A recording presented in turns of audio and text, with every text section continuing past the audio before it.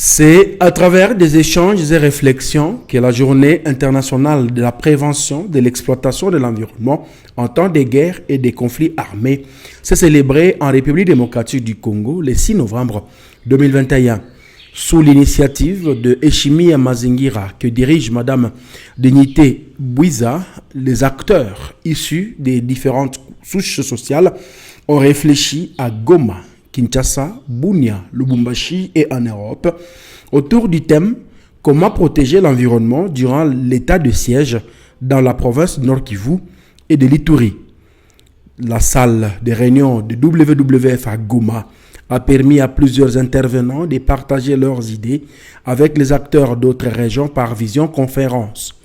Maître Dignité Bwiza a, depuis Lubumbashi, souhaité voir des réflexions profondes autour des actions concrètes à mener une fois les affres des guerres qui s'observent sur les territoires des provinces de Nord Kivu et de l'Ituri s'arrêter. En temps normal, c'est majoritairement les instances civiles, c'est-à-dire le parquet, le tribunal de paix et le tribunal de grande instance qui ont initialement le pouvoir de juger les crimes environnementaux.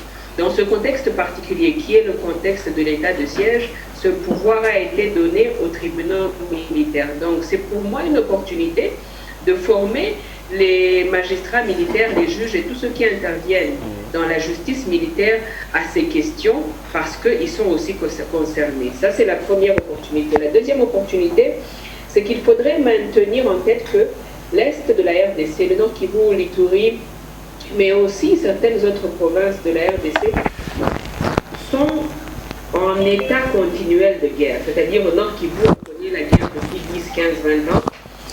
En Ituri, depuis 89, 99, si vous voulez, il n'y a pas eu la paix, ça fait une vingtaine d'années. Et pour moi, cet état de siège et cette journée d'aujourd'hui nous permet de réfléchir sur ces situations particulières parce que la pollution, l'impact qu'il y a sur l'environnement, dans une ville comme Kinshasa ou dans une province où il n'y a pas de conflit armé, n'est pas le même dans une province où il y a des conflits armés, des guerres, des mouvements rebelles et des échanges, une mini-guerre si je peux utiliser le terme. Donc pour moi, cet état de siège est une opportunité de réfléchir sur comment protéger l'environnement dans cet état spécifique de guerre, de conflit armé, pas seulement pendant la guerre, mais aussi après, parce que la période post-conflit est aussi une période complètement différente dans laquelle il faudra mener des activités spécifiques pour l'environnement. Maître Olivier Ndole, responsable de ACDH, a partagé avec l'assistance les actions qui se réalisent pour rendre justice à l'environnement devant les cours et tribunaux actuellement. Je pense que c'est la toute première conférence par rapport à la question de l'environnement en période de conflit. Et le sujet spécifique pour cette conférence organisée par Eshimi Mazingira, c'était d'analyser et de réfléchir par rapport à la question de la gouvernance environnementale face à l'état de siège, donner, si vous voulez, les défis, les constats, mais aussi faire ressortir les inquiétudes par rapport au fonctionnement de l'état de siège par rapport à l'environnement. La justice militaire n'a pas de compétences spéciales en termes humains, en termes, si vous voulez, de connaissances, de maîtrise des lois spéciales pour résoudre ces questions. Donc c'était beaucoup plus de problèmes. Mais d'autres problèmes, c'est par rapport aux questions politiques, la dimension politique des questions que la presse maîtrise spécialement.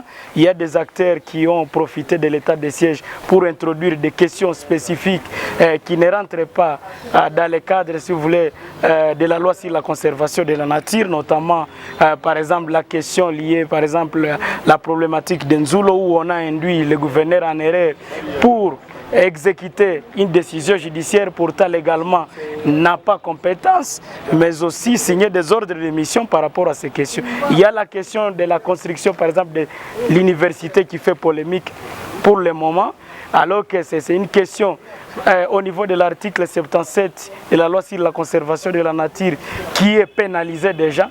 Toute personne qui érige des travaux dans une aire protégée sans que cela soit prévu par les plans de gestion doivent être poursuivis. C'est toutes ces questions qui actuellement secouent et l'environnement, si vous voulez, politique, l'environnement de la société civile, mais aussi l'environnement local. Méthode Bagourou-Boumoué, responsable d'un département qui s'occupe de la démarcation des limites au parc national de Virunga, a révélé que ce site du patrimoine mondial en péril a perdu 13% de sa superficie par des envahissements divers, d'où il faut agir pour recouvrer ces 13%. Si on ne coupe pas le trafic que les groupes armés sont en train de faire, ils auront presque le même budget que le gouvernement provincial et ils seront en mesure de faire face. Donc on a pensé que c'était une occasion de couper ces circuits financiers qui entretenaient entre les groupes armés et les ressources naturelles. Les superficies envahies dans le parc national de Virunga représentent près de 13% de sa superficie totale. Ce n'est pas négligeable, c'est une situation qui doit nous interpeller tous. Si rien n'est fait, nous risquons de perdre ces joyeux que nous ne pourrons plus retrouver après.